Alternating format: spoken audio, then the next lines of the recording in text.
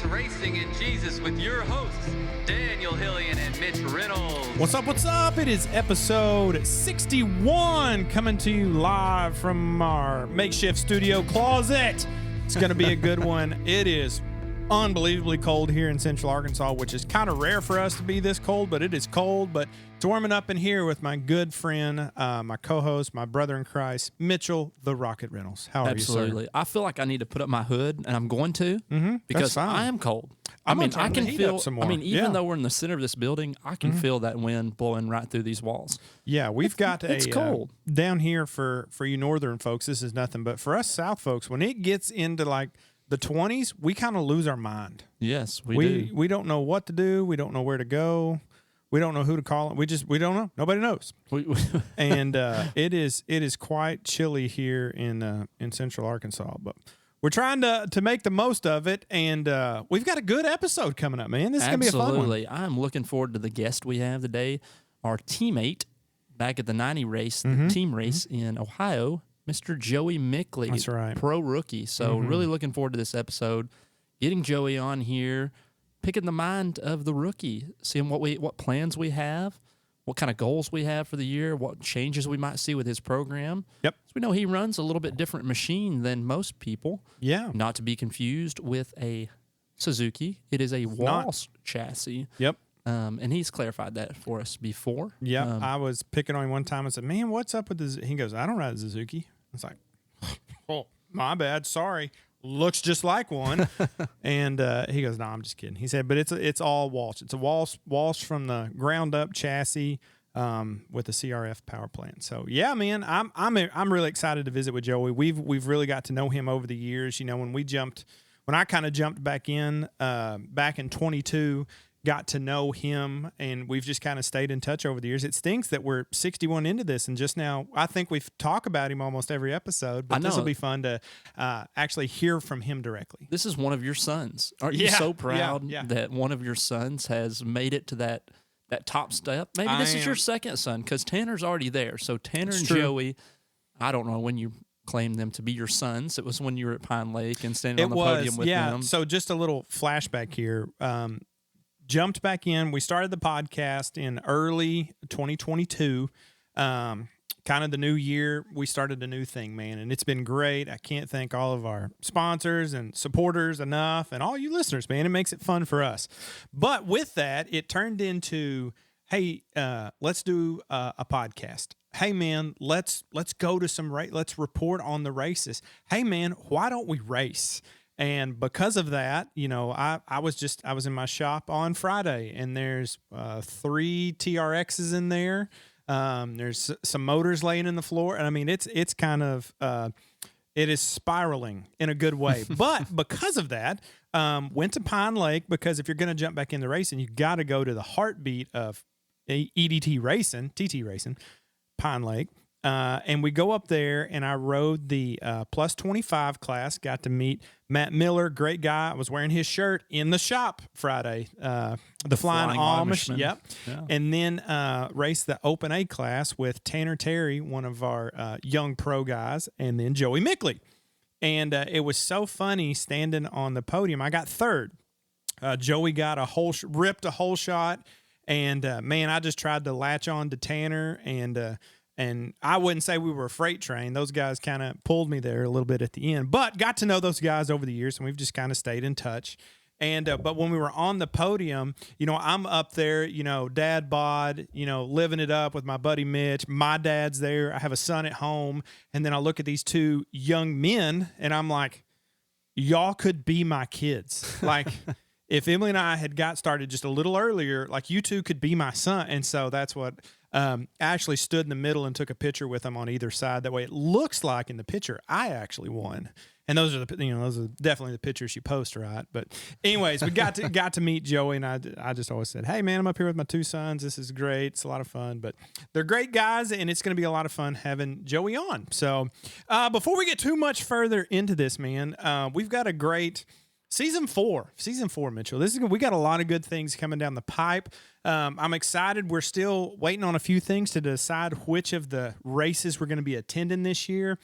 We were bragging on the schedule. I love both of the big series schedules, that we kind of follow, man. I'm a big fan of those. I think the East Coast series has got a great schedule. The East Coast EDT, not to be confused with the NEAT series. The series. East Coast EDT actually will not be racing this year. Oh, that's a good point then. Yeah. So I shouldn't brag on their schedule.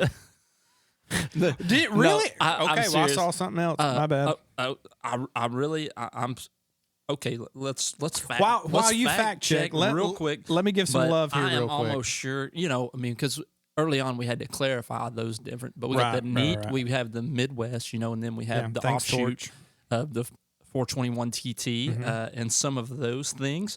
But yes, I'm pretty sure the East Coast EDT is not going to be a thing this season. Well, all right. Well, while you fact check that, I'm going to give some love to some sponsors, man. Do it. Off the top, Dragon Race Fuels, man. If you want a fire-breathing dragon, like our man says from the announcer's tower, Mr. Eric Ashcraft, hit him up, man. Reach out on social media. If you want his phone number, it is 8675-309. Call, ask for Eric. He will fix you up. That's a joke. That's a song. You older fans will get that. You younger ones have no idea. Close Encounter Whitetail Outfitters, man. And I said this, a little closer to deer season, but there were some race families that went, scheduled a hunt with Eric, and got some really, really sweet game. So big shout out to Eric for all he does. 88 Live to Ride, man. We love Miss Debbie Bartosik, Jody Bateman up there with JB Racing. He's kind of a little cog in a big wheel of 88 Live to Ride. Actually, this coming weekend, I'm going to go up to RJR. Got my man Connor Cleveland. Just love Connor and love their family. And so he's got a special place in my heart. And so I'm going to go put in some time and try to help get his machine going. So that is what the AT racing community is all about. You want to give your time. You want to take care of your buddy. Get him set up. Make sure he's ready to do a little testing before the first round is here. Right. And that's just right around the corner. That's what I called Rylan. I said, hey, man, what will it take to get? And he said, man, I need someone spinning wrenches. I said, I'm coming. And that's what Kevin Allen, I'm going to pick him up. My boy Landon's on the fence. I got to wait to hear from him, but there may be a little. Landon, get off the fence. I know. He's a working man though. With all the weather and stuff, he can make the bread, as the youth say. But big thanks to Rylan for all he does. All Terrain Motorsports, man. I called. Actually, FaceTime Kevin Allen on Friday, and just to see the smile on his face, he's in his new location there and loving it. I'm super, super pumped for him. He's really liking the new space there, and he says it's a whole new world. So excited for him. Kaiser Wheels, you can check them out. You can holler at us. You can find whatever you're looking for online. Reach out to us, and we can point you in the right direction of where to pick up a set of those. And then 110% nutrition, man. This is a lot of guys are down in Florida. A lot of people are training, whether that's hitting the gym, doing stuff at home, getting ready for the upcoming season, because you want to come out swinging, and 110% nutrition can help you do that. That is exactly right. Yeah. So Super D did a little digging. Didn't have to dig very far. They did make a post in the last 24 hours that they will not be pursuing a formal series. And they go a little bit more into depth. Why they decided to make those decisions, so on and so forth, but they will not be having a formal series this year. Okay. They were basically basing out of North Carolina, and we know that Black Ankle and 421 TT and there are others out there as well, race pretty often. So maybe that is a smart decision, being that the guys out there, they already have the opportunity to race every weekend anyway. So, that is what it is. They're not saying it's a no for now type deal. Is kind of what it comes off to be. It's not that they're disbanding altogether, right? But they're not going to put out a formal series this season. So TBD on that, really. TBD. I like it. That sounds good to me. Well, I'm sorry for that. Let's round back to a conversation we were having. I love it. At the last episode. You said we were talking about cross training, and it's an ongoing banter between you and I. You got to get a hold of it. You got to get a hold of it. Like Super D said, he's got to get a hold of his health. He's got to get a hold of his weight. His mom will get a hold of him. Okay, but all this cross training is what I'm trying to get a hold of. I have seen a lot of guys motocrossing, a lot of TT, EDT-based riders hitting some MX, and I'm I'm pretty pumped about it. I saw some videos of Dylan Jones hitting it up. Yeah, I'm seeing it too. You see Jesse McCollum posted out there. He's like, I think I have a new favorite. I'm like, man, these people, Jesse, they are, as a fellow dumpster guy, just don't get in the woods. I don't know if they're listening to me or not, but I really am enjoying the journey for sure. I'm enjoying the fact that I'm seeing all these people get on different machines. Still a quad, but still quadding, getting on a different surface, experiencing a different component of our racing world, and it's really cool. You know, at the end of the day, as long as you're on a machine out doing something, that's all we care about. You know, right from the bottom of my heart, we want you to be an EDT racer. We want you to get out there, do some TT racing, but more than anything, just get out there and ride, man. I was out there Friday working on my stuff, getting it going. I loved it, man. I got so motivated. I'm like, I got to get this thing done. I'm going to, take off work a little bit and try to go make some things happen and hit the woods. But whether you are on the MX track, on the EDT track, or out in the woods, we just want you to be racing more than anything else. And so, but yeah, I know there's a couple of guys around here that have been asking some questions about cross country. A couple of them are like, hey man, what do we need for cross country?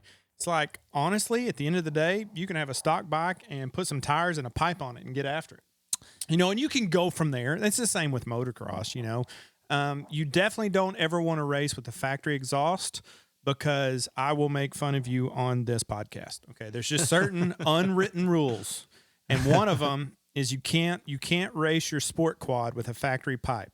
Don't dust off the line with your gloves. Don't dust off the line with your gloves. See, I listen when you talk, Super D. I know. Thank you. More people need to get on board with me. Mm-hmm. Or at least even though I banter against you, you do have some wise insights, my friend. And the more that I actually listen to you, the more I actually learn and agree. You have some very, very good points. You're a very smart man. You know who uses the back of their gloves to wipe off the starting line? And I believe I'll have to ask him when he comes on.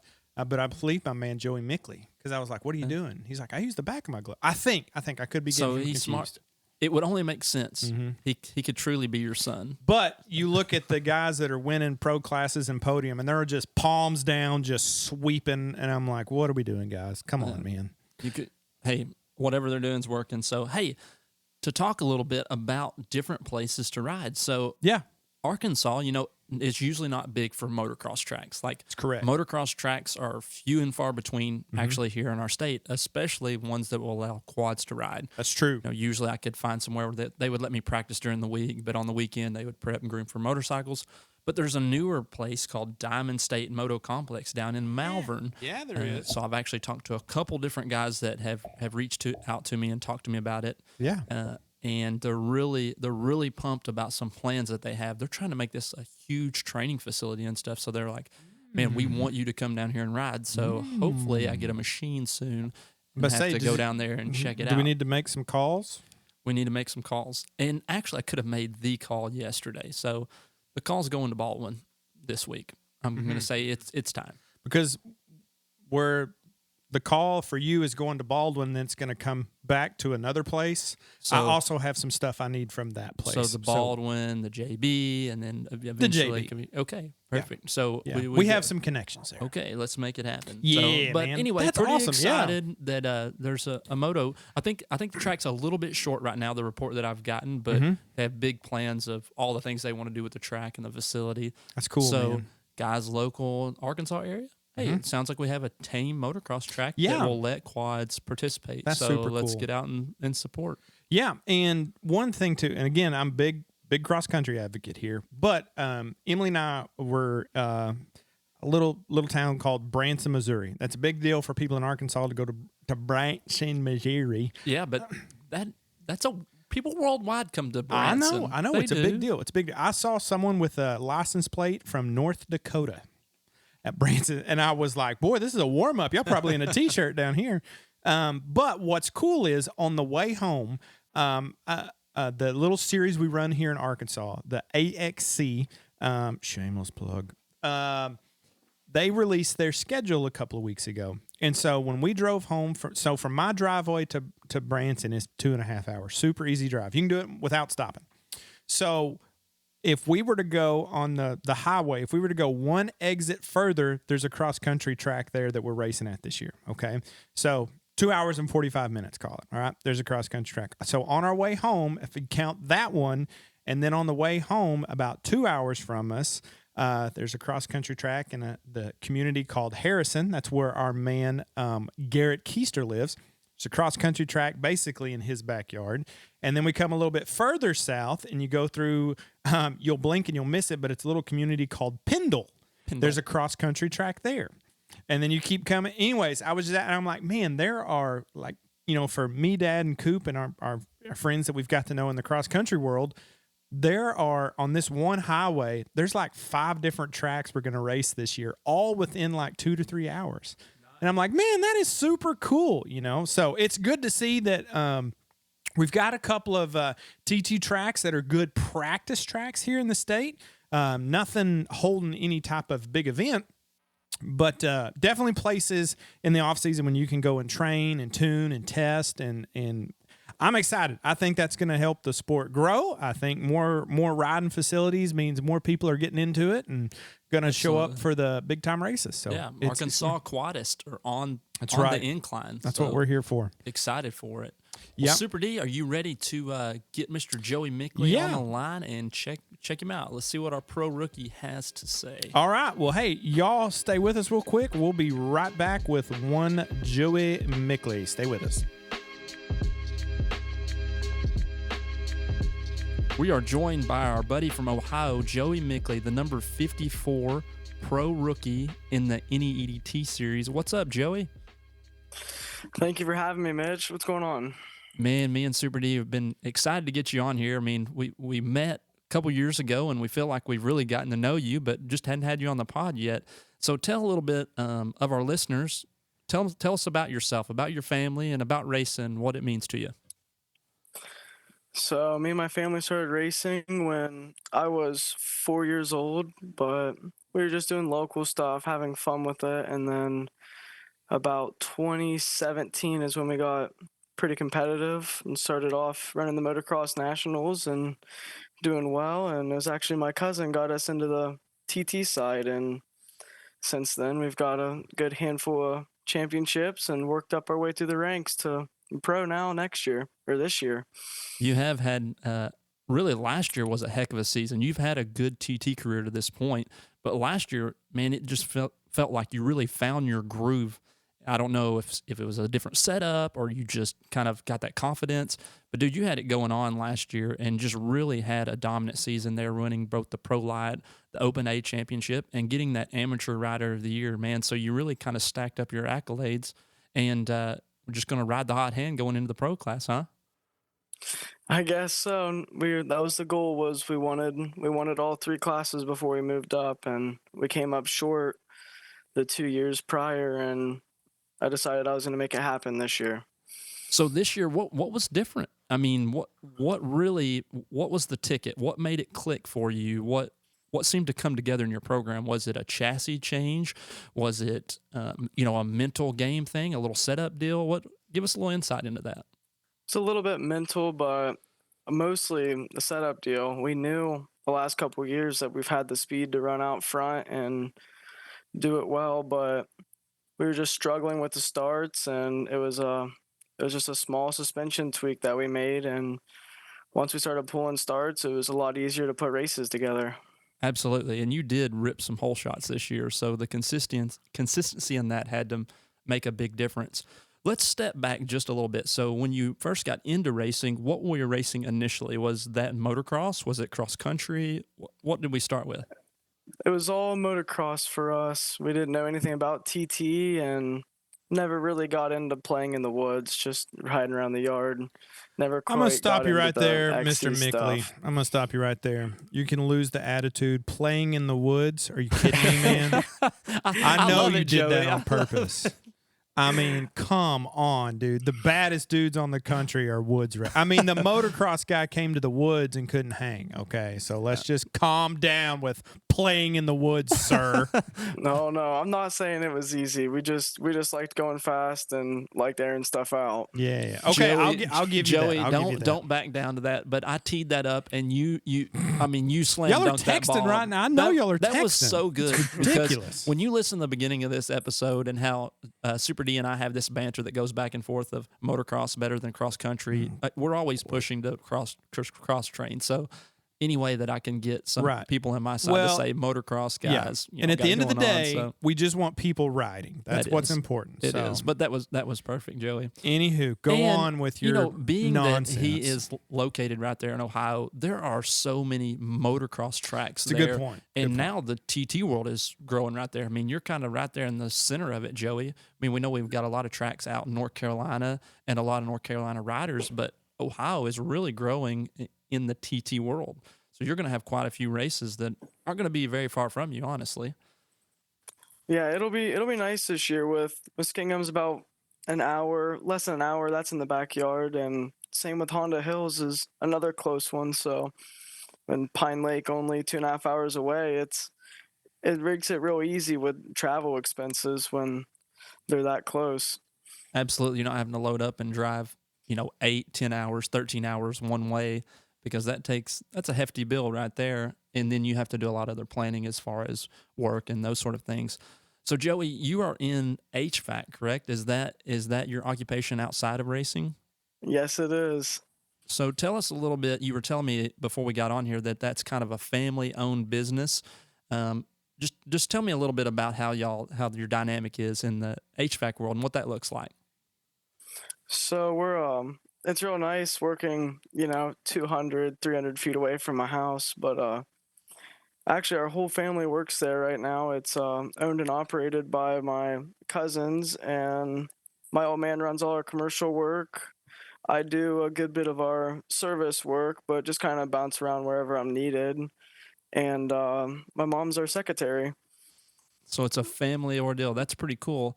I don't know. Do you remember Mr. Thomas Brown, Joey? He was still happening when you were a younger gun in motocross world. Yes, I remember him. Yeah. He ran a couple. I think he was finishing out whenever we were running the motocross nationals. I figured so. Well, his family was also in the HVAC world, so their dynamic was kind of the setup the same.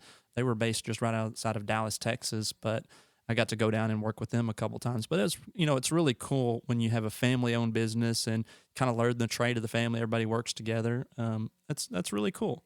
So tell us about what your off-season looks like in Ohio. We were talking about the weather and how here in Arkansas we can't tolerate cold weather, and it's cold right now. But you said for you guys that's just a norm nowadays. But what do you do in the off-season to try to keep your body physically in shape for racing? It's a little bit tough with only being able to ride quads. We're very fortunate that Route 62, about a half hour from us, they have a quad ride day 2-3 times a month, which, if you can ride once a week, even in the off season, it's nice. And then been playing a lot on my little pit bike actually up there whenever I can, and starting to get into a 250 now too, just a little bit of dirt bike riding. Ooh, I like to hear that. Tell me about your pit bike. What do you ride, a 110? What do you got pit bike wise? Yeah, I just have a little stock 110, just a new CRF, just something to, play around on. It's something new to learn, so it's kind of fun since it's different. Absolutely, dude. That's what I used to spend all my time on, which it was the 50 base before the 110 was really popular. But, we'd take a 50 and put bigger bars on it, put suspension, a pipe, maybe 88 kit. But I would spend hours every day riding, and I really feel like that was a lot of what helped my racecraft develop on the motocross and TT side, was always jumping and riding and manipulating that little 50 machine, kind of translated right over to our, 300, 400-pound quads, actually. So I really enjoyed doing that a lot of time, and you're not as hard on your quad. When you're just motoing on your quad all the time, it starts breaking down over time, doesn't it? I mean, you try to put in 25, 30-minute motos, after a couple months, things start breaking. Right. It definitely, you don't have to keep up on as much maintenance on those little things as the big quads, we just had our last ride at 62 on the big quad. We broke a brand new chain, and it's like, huh. And it's just with the weird things that just happen. Stuff happens. It does. Well, tell everybody a little bit about the machine that you ride, that you're racing on TT. It's a little different than the traditional TRX platform that a lot of guys are accustomed to riding, or the Yamaha platform. Tell the listeners a little bit about the platform that you're riding. Yeah, you're right. It's definitely different. So we have, as far as I know, I think we have the only two that are made for flat track.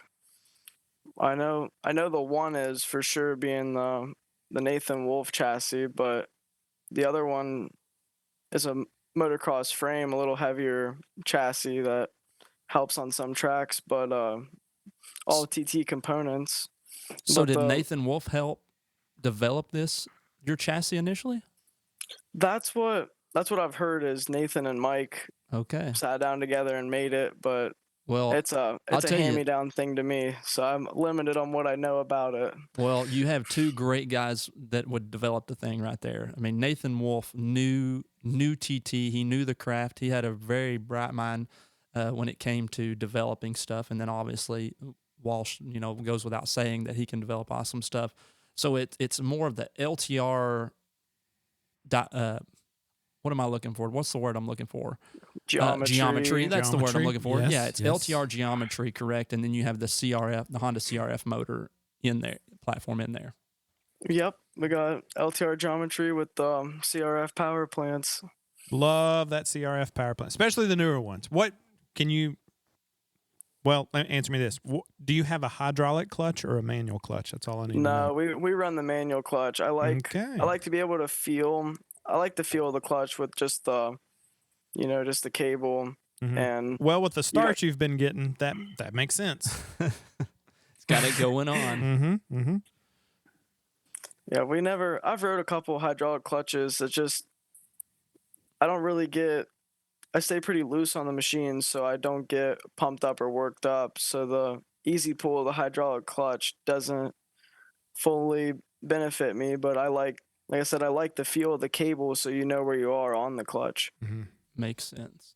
That does make sense. Although I sure like the hydraulic clutch, but you have to make sure that they are primed very well because they can fade over time. That's for sure. And when that happens, it's not a good situation. Yeah, I like to think that's why I didn't get closer there in the Open A class back in 2022. You may remember that one, Joey. Yeah, I think had a little clutch fade there on the old KTM. No, I remember a little bit of it. I'm kidding.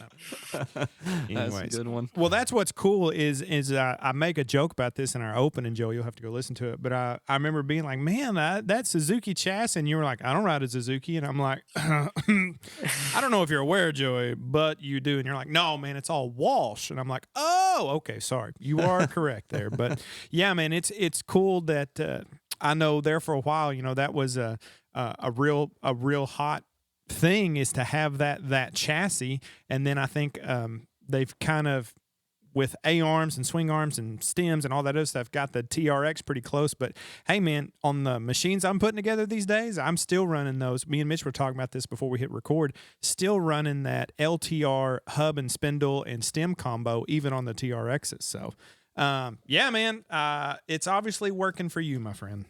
That is the truth.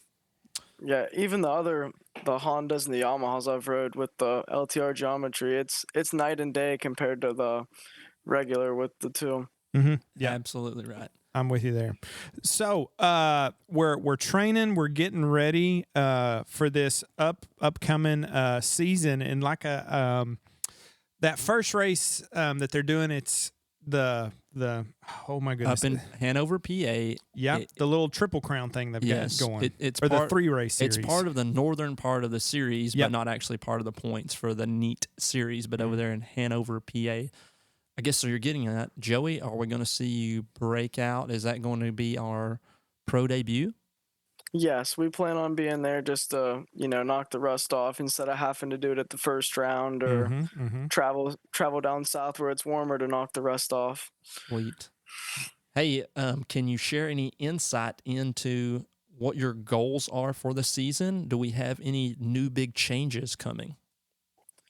Not a whole lot on the changes. Just gonna keep building off of last year, but we do have some goals set. I wanna make some good finishes throughout the year and achieve the Pro Rookie of the Year. Okay. And we want to finish. It's gonna sound crazy. We want to finish around like in between top 5, top 10 for points, and we want to break into the top 5 this year. I love it. Hey, you at least for some finishes in the top 5. Hey, I believe you've got to set your goals high. You've got to be willing to adapt and change as the year goes by, but definitely like you don't want to set the bar to the point of like, well, I just want to show up, I mean, you've got to set your goals so that you know what you're striving for, what you're working for. I firmly believe that. If you set the goal, if you're wanting to lose weight, hey, I'm going to lose 1 pound. Like, okay, I mean that's reasonable. Don't drink soda. That's that's reasonable that you have a goal there. Yeah. But no, I mean let's set something that we're going to work forward towards. Like not that you're necessarily can just jump out of the gate and achieve that goal. If you do, more power to you, Joey. That would be phenomenal. But we definitely want to set a goal to move forward. The pro class it is a good challenge. So just getting yourself mentally for what's ahead and being able to adapt to really whatever comes to you. But speaking of that, Joey, what's kind of the family dynamic at the races? Does Dad do setup? Do you do setup? Do you have somebody that helps you with that? What's the family dynamic at the races? It's mainly me and my old man, but when we're racing against people that have done this for the last 20, 30 years, they know the setup and know the bike just a little bit better than us. But we piece together what we can. My dad, he's amazing. He does all my wrenching, all my working on, and it lets me stay focused and dialed in off the track when I know the bike's going to be mechanically sound and I'm not sweating to work on it while he takes care of most of it. That's such a good feeling too. Is just having me and my dad were talking about this the other day, Joey, and there's just something about like your dad, like whether you're guy or girl, doesn't really matter. But when you know, like your dad has got their hands on your machine, like they took care of you as a child, hopefully, and then like they are also taking care of you versus putting the time on the machine, man, that always made me feel good. And to come around every lap and to see my dad standing there, that was always such a cool feeling. And that's one of the things that's great about our sport is it's super. It really brings families together, and so you're another piece of that. Saying, yeah, man, my dad, obviously helps foot the bills, but then puts in the time, and it's something that y'all can do together and enjoy it, man. It's awesome. I love hearing that.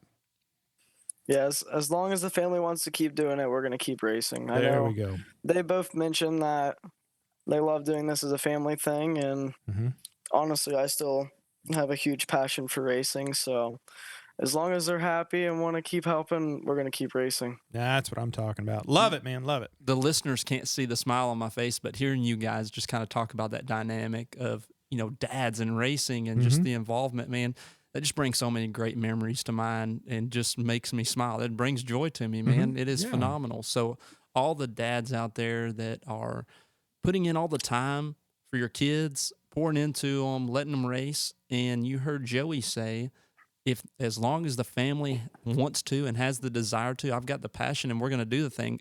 It is the racer out there, but it's a whole team behind him. It's a whole family behind him that's really making it happen. And it's a desire of multiple people, not just one individual. It's really, really, really awesome. Really, really good story. And that is our racing community. So very nice. This last year was truly amazing because I don't feel like the hard work I put in showed the last couple years, but seeing my dad smile and watching it show this year they meant a ton to me.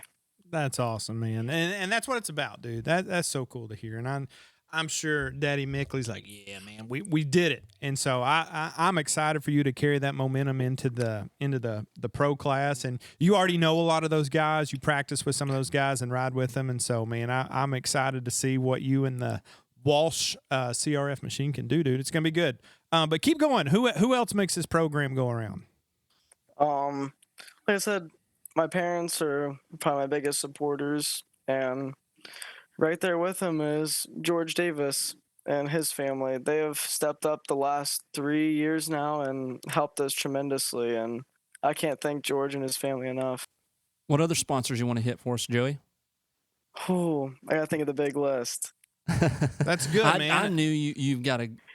That's why the pause was. I'm like, Joey's gathering his list up right now for us to read out. Well, and that's the thing. I missed being able to host the Midwest Series banquet this year. Shout out John Worley. He did a great job. But it's one of those things, when guys would get up there and say, "Hey, man, let's shout it out." I was always like, "Hey, man, let's give these guys the time to give their people some love, man, because without them, we wouldn't be doing it." Absolutely. So yeah, shout them out, man. Who do we need to give some love to? Let me gather it for a second. Yeah. Do your thing. Obviously, with Brad and Eric and Mickley Plumbing and Heating, because they're the ones letting me get away from work for a weekend, so I can. They're just opening up the bank account, right? Just spend what you need to. Johnny Hale and Nate McNatt for all the suspension help and work each of them do. Rath, Walsh, Eric Ashcraft, Mid-Ohio Power Sports, local to us here. SSI and Ian, FXR, Scott, Hoosier, obviously for the best tires out there. Brandy and Chase and Tulu helping us the last couple of years. There's a list of so many people. I'm just trying to hit off the top of my head right now. Hey, but and what was the turf company? Because you had, I remember it. One of them, I'm like, "What is that?" And you're like, "Oh, dude, this is a turf company." Am I making that up? Never mind. Yeah, the Barnes family, Earth and Turf. Love the Barnes family. They're great. Yeah, they stepped up at the banquet and gave me an award that we greatly appreciate for the winning all 3 classes this year. That's sick, dude. Boy, have you ever won 3 classes, Mitch? I never have. You probably have. You probably won like 10. No, because you're like super achiever. No, I think 2 is the best. Don't even put that on me. 3, that's pretty awesome. That's pretty awesome, dude. Yeah, I think the season that I remember being the best for me would have been 2006, and I think I won 1 championship that year. I think I won Pro-Am Unlimited in TT. I was top 3, so probably 3rd in Pro-Am Production. So that was a Honda chassis. Yes, and then in the motocross world, I think I went 3rd in Unlimited and 4th in Production in Pro-Am. So that was the best season I ever had. So not this guy over 4 here, championships. Joey. I mean, listen to him; it's ridiculous. Sit across the table. Yeah. Oh my goodness. We came up 1 point shy in 2019 for 3. It was I got our first year of flat track running the NEDT. We won the 90 championship and we won the youth all-star what the short track championship was, and Tanner Terry got me by 1 point for Super Mini. Would have been the 3rd one. Wow. That Tanner Terry guy. Jeez. We made some mistakes with the first 2 races. I think it was silly spin outs on my half at Busco and the first round at Kingston, and then I think we won the mains the rest of the year, but the 4th and the 3rd was enough with Tanner winning his heat races, and it was enough to do it. I lost it by 1. Man, that's a good series when you lose by 1 point. 1 dude. point. No, doubt. It was some really good battles all year with me, Tanner, and Cody. That's so cool. You guys have ripped. That's for sure. Those are some Joey Mickley, Tanner Terry, and Cody Houghton. Those are some big names, man. That's pretty awesome. We're looking forward to what you guys continue to do in the sport. Well, Joey, you got anything else that you want to share before we let you get off here? I don't know if I have anything else. I think we hit on a lot of good topics. Sweet. Yeah. I think so too as well, Joey. I'm looking forward to dropping the episode this week, and I appreciate you for taking time out of your evening to visit with us and let the listeners hear about Hopefully I wasn't too rough. This is the first time I've done anything like this. No, man, you did great. Spot on. Absolutely. That's what we enjoy about these interviews, is just getting people on here, just having a conversation and letting people get to know you. So you did a fantastic job, Joey. No, I appreciate you guys for having me. Yeah. Well, man, best of luck. That is the number 54 rookie, Joey Mickley. Hey, y'all stay with us. We got some more coming up, but we'll be right back. Man, just want to give a big shout out to Joey. He's a great guy. I love visiting with him. Hey, fun fact, when we first met Joey, he followed us on social media. I said, hey man, Joey, it was great getting to know you. And he's like, hey man, would love when y'all make a shirt, I'd love to have one. I said, dude, I'll mail you one, no problem. I've had Joey's address for 4 years. You know when he got a shirt? When he became our teammate this past summer. As we're rolling up to the line to do the adult 90 race. I have had a shirt laid out. Like, okay, this goes to Joey. And for whatever reason, just, has fallen through the cracks. The reason why, because there's a lot of cracks. Meaning we go a lot of directions. You have a lot of different hats you wear. I have a lot of different hats I wear. Well. Yep. And we try to keep this podcast going and rolling and keep up with our racing world. Right. But guess what? We have 5 other lives we live as well. That's true. And dads, husbands, all the things. Man, house builder, therapist. All the things. Yes, a bunch of things. Well, here as we're kind of easing towards the end of this episode, number 61. Hey, do you know any good number 61s? Good number 61s. Now, I'm going to say my dad, because one of the four-wheelers we bought way back in the year 2000, this was way back in the day, but we bought it from a guy. His name was Mark Johnson. That would be RJR's daddy, and Mark was always number 16. Well, we got to a race. Well, he was number 16, so we also couldn't be number 16. And this was back in the day where you didn't have graphics kits. So you just took the numbers and flipped them. Peeled the numbers off, switched them, number 61. So nice. Dad was number 61 for a long time. And I think Dad's great, but any other big number This 61? Is the Papa Bear Hillian episode. Yeah, sure. He's the best 61 in our hearts. Yeah, that's true. But for episode 61, got to give it up for Phoenix Handlebar. Man, Jason Gerald's a super cool guy. Call him up. He can get you fixed up, or you can just go online. If there's a certain bar that you like, guess what? Phoenix Handles Bars is supporting TT Racing. Okay, they're here. So if there's a certain bar you like from another brand, you can go on their website and they will say, hey, you need to buy this bar brand. It will match up perfectly with what you've got. So again, support the people that support us. So use our code RITR15 at checkout to save with Phoenix Handlebars. You can also go to sofabrandmx.com, get you some sweet gear. We've talked about it over and over. We love the leggings and the pants. It's so nice. You don't have to worry about your socks or anything falling down if you're wearing knee pads. Matter of fact, you can wear ankle socks with these. You can, yeah. I have done it. So it's great. Fantastic. Super comfortable, really, really breathable. It's a great time. Sofa Brand MX, RTRP at checkout. Also, PH3 photo and video. And Josh did say, hey, man, if there's a certain race you're wanting him, get on his schedule early, because I don't know if you've ever made a video. I've done some goofy ones for our ski trip and stuff I do with my students. It's a lot. It takes a lot of work, and he puts out some good content. So if you're gonna want him to do some work for you, get a hold of him now. So PH3 photo and video. And then Kenny Bullington over there at Canebrake Racing, man, he's building some bad Mama Jamma motors. And if you need parts, whatever you have going on, check him out. And as always, Kenny sponsors our Cause of Concern. So what is your cause? I tell you what my cause of concern is. This weather here in Central Arkansas is brutal right now. This is not ideal. This weather is it's not good for anything.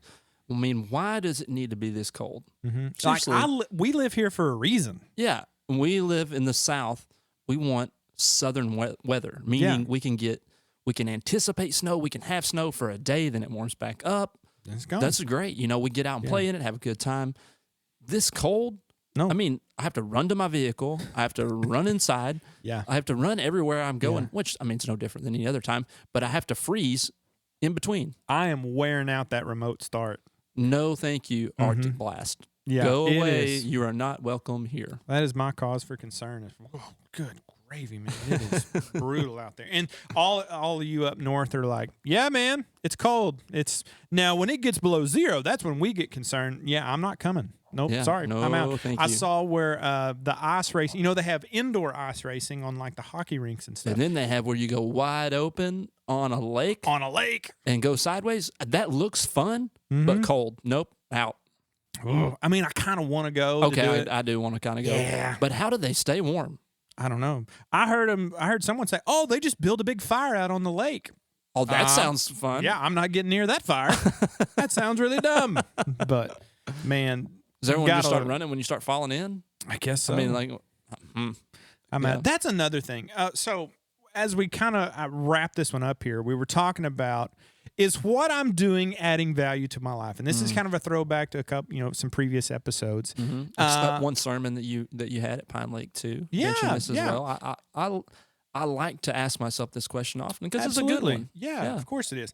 I'm going to ask this. I meet on Sunday nights. I've got a group of senior boys. There's about 7 of them, and they're all knuckleheads. But just trying to steer them, because this is my last year with them. They're graduating. They're all going different directions.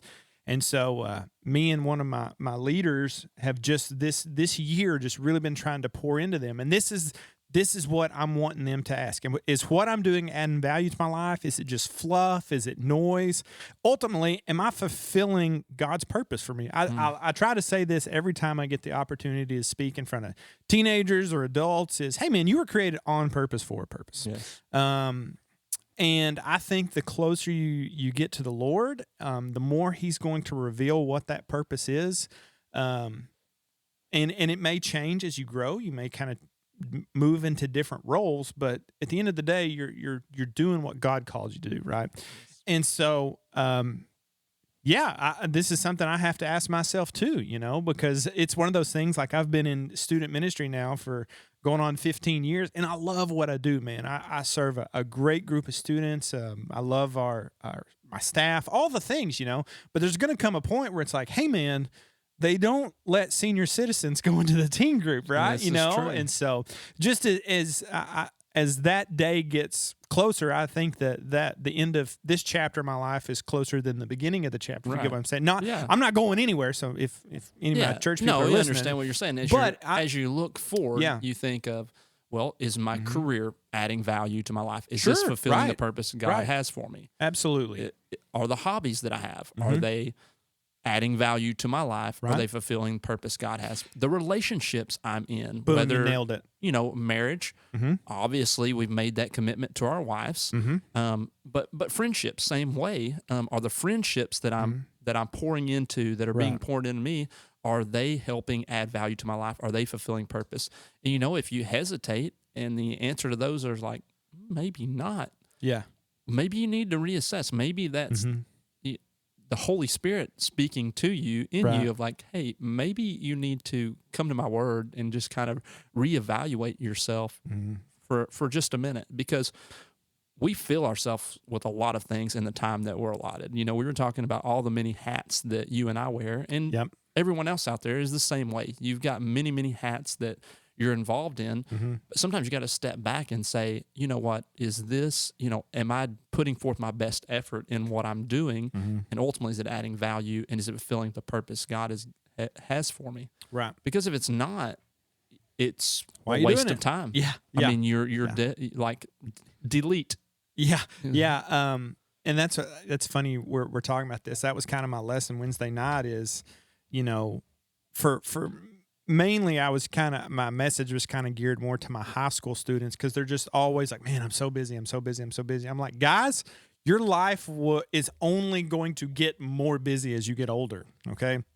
Because right now it's just you, your sports, your schoolwork. Well, at some point, you're going to add a spouse into that. And then you and that spouse, maybe if that's what you feel like is your next step, you're going to add kids into that. Well, then as you continue to get older, well, then your parents are going to need your help more. They're going to, as they continue to get, and it's just one of those things. I'm like, if you will just be disciplined now as a high school student with your time and with your finances, with your devotions, like, it's only going to get better. Like, you're only setting yourself up for success. Absolutely. Is that fun as I spill my coffee? Is that fun? Not really, but it's going to help you be a better person. And I think ultimately when there's peace and you're not running around ragged, that is fun.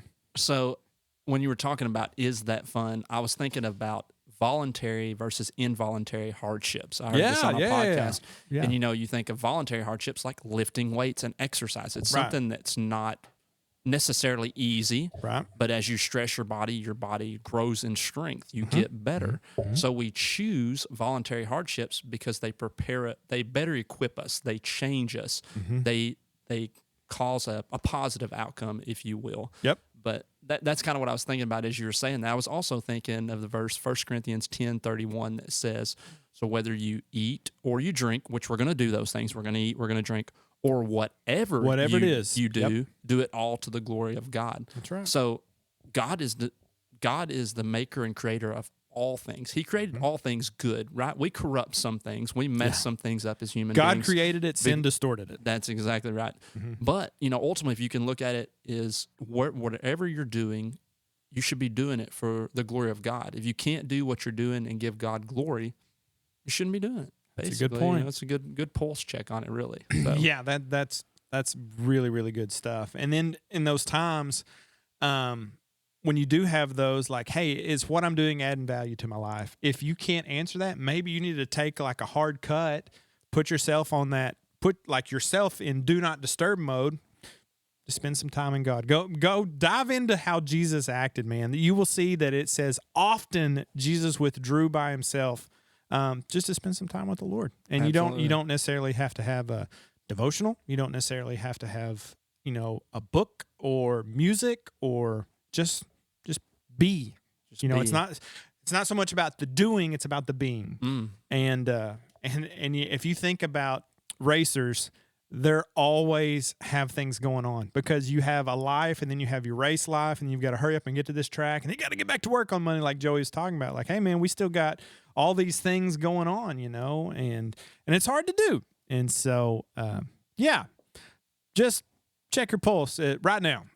Put the old podcast on pause. Actually, we're fixing to wrap up anyway. So as soon as this is over, just go, man, is what I'm doing in my life adding value? Are you being proactive or reactive on these things? So absolutely. Wait, what'd you say? No, I added proactive, reactive. You said no. That's a great thing. I was talking about voluntary and involuntary hardships. Yeah. But I think proactive and reactive definitely go along with it. Like, do you want to be a reactive person? Do you want to react to what's happening to you, or do you want to be proactive? Do you want to plan out? Because life isn't what happens to us; it's how we respond to it, right? When I was in college, I heard a message one time, and it was talking about: are you a thermostat or a thermometer? Do you determine the temperature, or do you just tell people what the temperature is? I was like, ooh, that's good stuff right there. That's a good one to end on, right? That absolutely is. All right. Well, hey, this is episode 61. Shout out again to Joey for coming on, giving us some time tonight. The number 54. Looking forward to an awesome season for him. And blue backgrounds. Let's go. Yeah, let's do it. All right, I'll close us out. Sounds good. All right, Father God, we thank you for just loving us, God. We thank you that you created us on purpose, for a purpose, God. I pray you just help us daily to walk in that purpose, to fulfill that, Lord, that it would add value to our lives, God, that we would be driven.